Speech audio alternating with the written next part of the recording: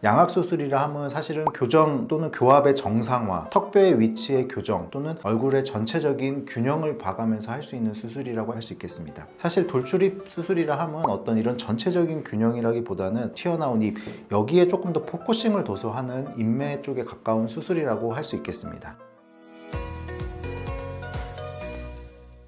안녕하세요. AB성형외과 조동필 원장입니다. 오늘은 최근에 많은 분들과 상담을 하면서 양악수술과 돌출입 수술에 대해서 사실 질문을 굉장히 많이 받고 있는데요. 오늘은 환자분들이 질문하셨던 내용들을 토대로 내용을 조금 정리해서 이야기해 보도록 하겠습니다.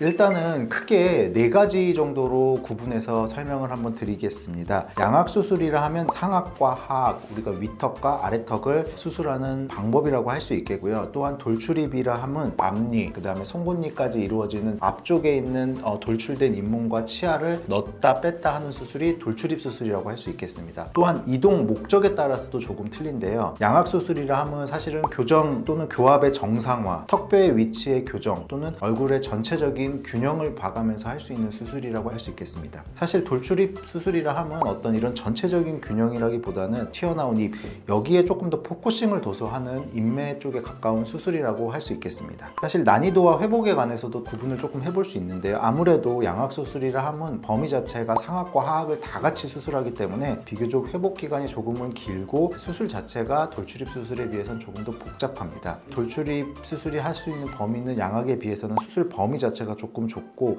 회복 기간이 양악수술에 비해서는 짧기 때문에 환자분의 회복에 있어서는 양악수술보다 조금은 더 편하다고 할 수 있겠습니다. 또한 4번째로 주요 적용증에 관해서 구분을 해볼 수 있는데요. 양악수술이라 하면 사실은 우리가 주걱턱, 심한 무턱, 심한 비대증 또는 긴 얼굴 이런 부분의 적용증이라고 할 수 있겠고, 돌출입이라 하면 사실 윗잇몸뼈가 튀어나오고 인매 쪽에서의 어떤 심한 돌출성에 따른 어떤 골 변화를 만들 수 있는 수술이라고 할 수 있겠습니다. 네, 양악수술도 물론 발치를 하는 경우도 있을 수 있습니다. 왜냐하면 사실 양악수술의 목적 중에 하나가 정상 교합을 만들고 정상 교합에 따른 치아의 위치를 정상 범위 내에 가도록 하는 수술이기 때문에 필요하다면 발치 또한 할 수 있겠고, 또한 사랑니 발치에 관해서도 굉장히 많이 문의가 있는데요. 필요하다 그러면 사랑니 발치 같은 경우는 수술 3주 전 정도에는 하셔도 전혀 무관하고, 경우에 따라서 그게 하기 어려운 경우에는 저희가 수술 중에 사랑니 발치 같은 경우도 하는 경우도 있습니다. 2가지 수술을 같이 하는 경우도 상당 부분 많습니다. 하지만 2가지 수술을 같이 하다 보면 단독으로 양악을 하는 것에 비해서는 시간이 조금 더 많이 걸리고 회복 기간이 조금 더 필요하다 보니까 조금은 힘들 수 있지만, 이렇게 큰 수술을 함에 있어서 한 번에 어떤 이 수술을 끝낸다는 측면에서는 같이 하는 것을 많이 권해드립니다.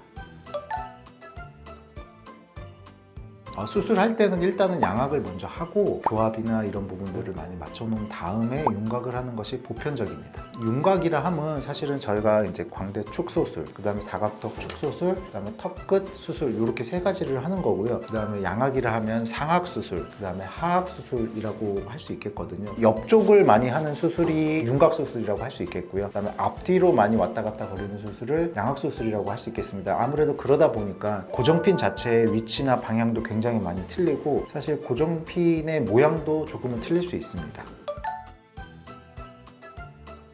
사실 본인들이 나 양악과 윤곽을 같이 할게요 라고 오시는 분의 비율은 처음에는 많지는 않지만, 양악을 하려고 왔어요 라고 하시는 분들 중에 윤곽이 필요한 경우는 사실은 70%, 80% 이상이 되기 때문에 처음에 생각은 그렇게 하지 않더라도 실제로 수술하는 비율은 7, 80%가 넘는다고 할 수 있겠습니다. 오늘은 양악수술과 돌출입 수술의 차이점 또는 양악과 윤곽을 같이 시행해도 되는지에 관해서 설명을 드려봤습니다. 제가 말씀드린 내용을 기준으로 충분한 상담을 통해서 수술을 결정하시기를 바랍니다. 지금까지 AB성형외과 조동필 원장이었습니다.